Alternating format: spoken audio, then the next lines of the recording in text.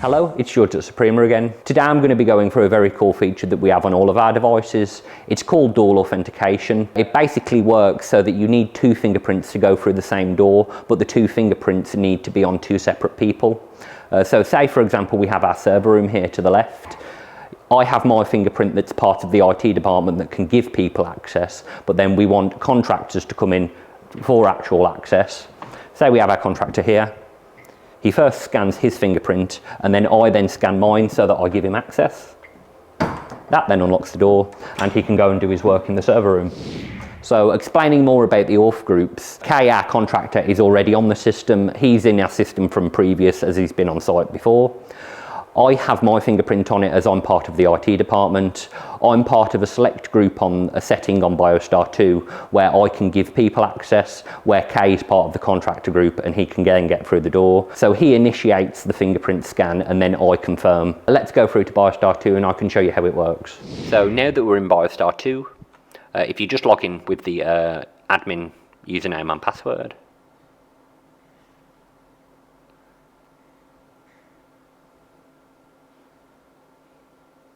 once logged in, if we go to the device section, just check through one of the devices that we want for door authentication.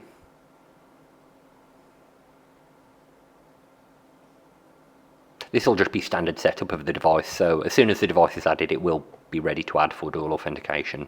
The door authentication settings themselves are kept within the door section. So if we go to the server storage room, you can then see this door authentication underneath device. There are multiple settings on this so that you can choose either entry device, exit device. There isn't one here, so we can't select that at the moment, or both devices if you do want both. On this one, we're going to select entry only though, because we only have the entry device of the server room. Once you've selected entry device, you can then choose approval type. You can then choose approval type. You can see you can either have approval type as none or approval type as last. So approval type as none will select 2 users just so that you need 2 users on site.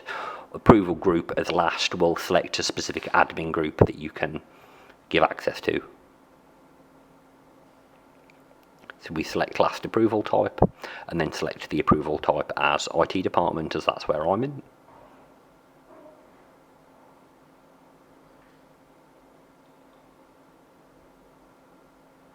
Set the timeout. The timeout is what actually appears on the device.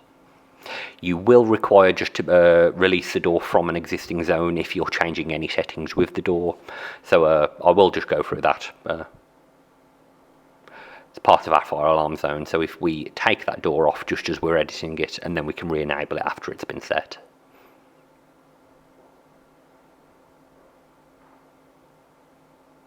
Then go back to the door section, go back to the actual door. Door authentication as entry device, approval type as last for the approval group, and IT department. As soon as that's set on the door section, that's all we really require, it's ready to go. So that was how door authentication works. See you next time.